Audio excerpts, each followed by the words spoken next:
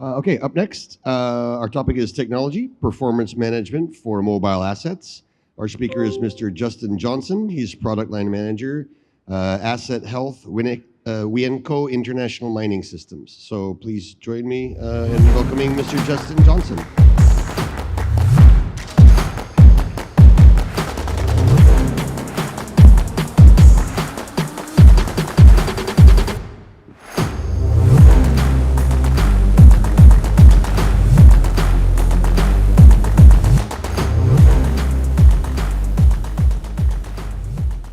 Well, good morning. My name is Justin Johnson, product line manager at Wienco International Mining Systems. Really a pleasure to be here. I know we're a little bit behind schedule. I'm actually very happy to be going after those presentations on the coal market. I think it'll put a little bit more flavor into what I'm trying to talk about. What I'm going to use my time for today is to introduce this concept of asset performance management. So I've been in the industry for over 20 years, really focused on trying to maximize or get the most out of improving maintenance, improving mobile asset maintenance. So we've done quite a bit over those 20 years, and I think the next evolution is asset performance management. Before I get into the details of what I see as asset performance management, what I want to talk about is the problems associated, why we still have problems in our industry, or the problems that we do have in the industry that we need to focus on with asset performance management. When we talk about the next evolution, these problems have not been resolved. They affect our lives daily as we go and we try to improve our operations, our maintenance practices. First one that I list up here is unplanned downtime and rising costs. And you might say, these problems are from yesterday. These are yesterday's problems. But what I have included in here are examples of many publications of all these different problems that I listed here, recently talking about them in our industry. So the first one that I talk about up here, unplanned downtime and rising costs, as recent as this October 24th article, which was titled, "Confronting the High Cost of Downtime in the Mining Industry," it highlights the fact that still today, in our maintenance budgets, we put 35 to 50% of our budgets towards unplanned maintenance. Imagine that. The fact that we plan for 35 to 50% of our money going to things we can't identify, things we can't plan for. I've been all over this industry and I've said to many people, operations is there to make the money. That's their job. Well, maintenance is where we spend the money. So if you want to look at the opportunities for improvement, for cost effectiveness, maintenance is your largest opportunity. 35 to 50% of your budget unplanned. The next problem that I have listed here is related to data overload or inconsistent data. We've had access to machine data, vibration data, oil data for a long time. We've had it at our fingertips, and we're just not advancing it. We maybe have gotten a little bit less reactive because, over the last 20 years, we've been able to now see that there is a critical alarm on one of our assets from thousands of miles away. But we're still waiting for that critical alarm. We're not trusting the analytics. We're not trusting the research that is going to predict and prevent those critical alarms from occurring. And that might be because of that inconsistent data. Maybe in the past we've tried to do analytics and we didn't trust it. It was inconsistent. Then the final one that I want to bring up is our workforce. So this is a global problem. We know that younger generations are not wanting to go into the trades as much as before. We also know that our expertise in the machines are either getting at the age of thinking about retirement or are retiring. So with our workforce, this is a problem that we can't resolve. This is a problem that we have to actually think about ways to be more efficient, ways that we do our continuous improvements to actually get more out of what we have. This goes into the old mindset of how do we get more lean, use what we have better. So that brings us to the heart of what I want to talk about, asset performance management. So asset performance management, or APM, it really focuses on 3 pillars. Those 3 pillars are, first, asset health. Asset health is the access to information on board the equipment, being able to know its operational status and its health. The second one is maintenance strategies. This is our focus on identifying our reliability on those machines. Also identifying what is the organization's tolerance for risk, and whether or not we want to implement strategies focusing on unplanned, planned maintenance, or condition-based. And then the final pillar up here is work execution. This is our driver to sustainable availability. We must do what we say we're going to do. Too often, when we try to implement change, when it gets rough, when it gets difficult, we revert back to our status quo, our comfort level, which for mine maintenance is typically reactive maintenance. So I'll give you a little story. Many years ago, when I was a young maintenance superintendent, I was tasked with the responsibility of implementing reliability-centered maintenance practices. Every day I had to go into those morning meetings and just evangelize the value that we would get from making those changes. Having to convince the others, stay on the path, focus on what we want. And as those changes changed from being new to being our standard, we hit metrics that we had never hit before. We saw longevity in our assets that we could only dream about. So when you're doing change, when you're doing these changes, you have to fight that internal instinct of this isn't working, revert back. So asset performance management, this is a proactive approach to maintenance strategies, to managing your assets. It's really about that journey of how you get from reactive maintenance to predictive maintenance. Why do we want to pursue this asset performance management? There's all kinds of things. We want to minimize downtime.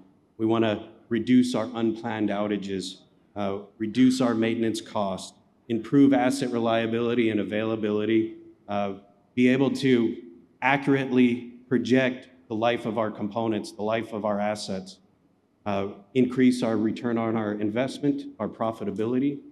And we get all this through asset performance management by using data to make informed decisions and executing the work. We know unplanned maintenance throughout the industry is 5 times or more expensive than planned maintenance. But you can ruin yourself if you say, okay, well then we need to do all planned maintenance.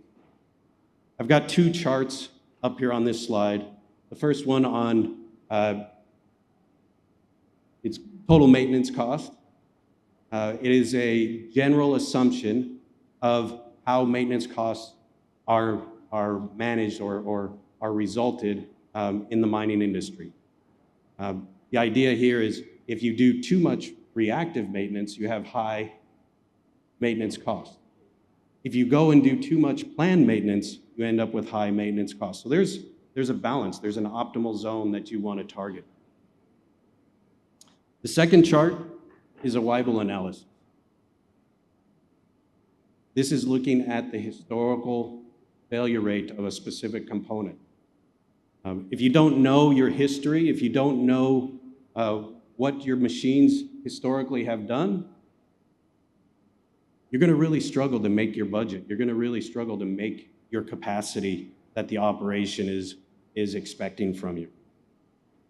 If you look at that Weibull analysis, if you were to say, well, as an organization, we want to push this machine to 30,000 hours, based on that analysis, you have about a 20% chance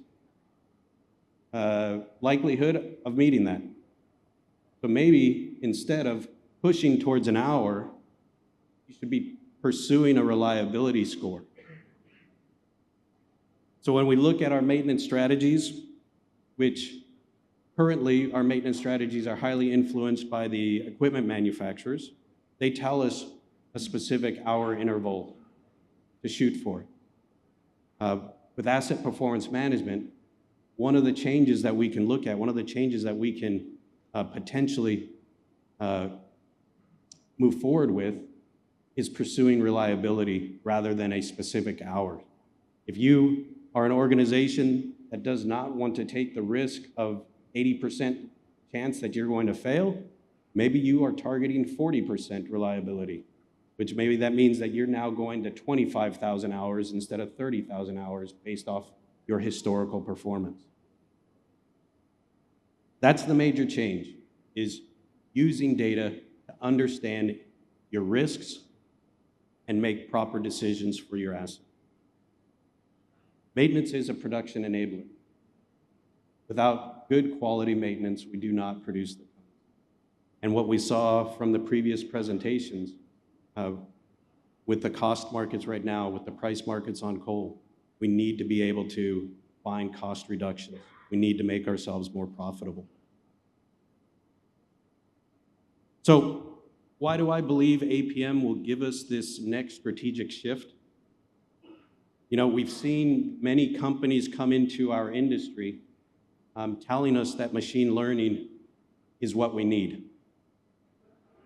And I'm not going to say that machine learning doesn't have a place in maintenance. I believe it does. What I'm trying to explain is, for me, asset performance management is your journey to machine learning. If you want to get to AI and machine learning and digital twins, asset performance management is the philosophy that you will need in order to be successful. APM is not just a quick deploy and go. APM is a strategic decision-making process that uses technology, processes, people, so that you can make the right decisions to maximize your equipment availability, your reliability, lower your costs. So the only way we get our industry, as we move from unplanned to preventive, to planned maintenance, condition-based, and then ultimately to machine learning, AI predictive, the only way we get there is through a journey. Too often are we down in this lower quadrant as an industry focused on the alarms that are coming off the equipment, and we get told we need machine learning. And they throw us to the top right corner, and we fail. Because we didn't trust any of the data coming off those machines. We didn't trust the processes. We didn't go on the journey. So the concept of this asset performance management, if you think about it in a change management philosophy, if you know about Kaizen events, when you do change management. With Kaizen events, you do not go to your next Kaizen until you've stabilized the one you're on right now. So what I'm talking about here with APM is you need to go on a journey. Our vision for APM is that we meet our customer where they're at. If your ultimate goal is to get to machine learning, is to get to digital twins, we need to know where you are today and walk you through the maturity levels. Get you trusting the data that's coming off your machines. Get you trusting the decisions that analytics is providing. If you can't trust condition-based maintenance, which condition-based maintenance might be logic that is helping you identify things that are maybe going to happen in a week or 10 days, you're never going to trust machine learning that is trying to tell you something's going to happen in 30 days. You have to build trust in the analytics. You have to build trust in the data. So with that, I really appreciate the opportunity to be here, really appreciate the opportunity to participate in this event, the opportunity to speak with this entire group. So thank you.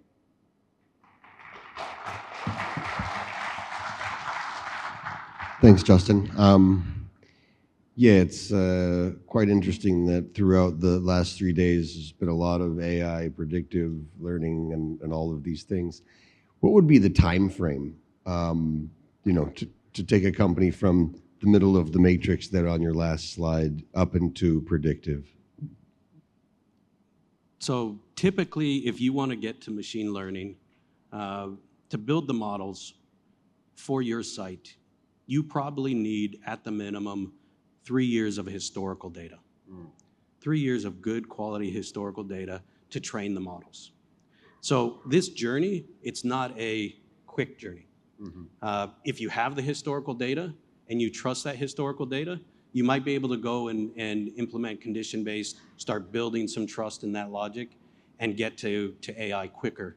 But the first point, the starting point is trusting and collecting data. And the quality of the data, obviously. Yeah. 35 to 50%. I was thinking through my budgets. I guess that's about right. About 40 is where we see it. Yeah. Yeah. I mean, I won't say the name of the organization I worked for, but in 2017 we spent $20 million on reactive maintenance. And so in 2018, the objective was just to reduce that by 25%. I mean, reduce reactive maintenance by 25% was a huge savings for the organization. 5 million, so good chunk of change. Any questions for Justin in the audience? Yeah, we are. I apologize, we are running a bit late.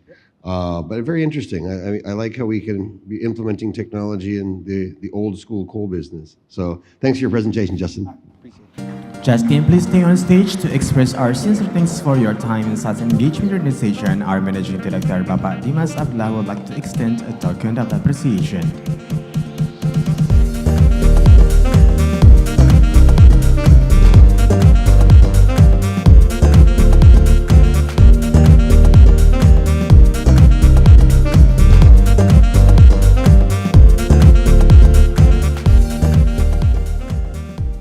Okay.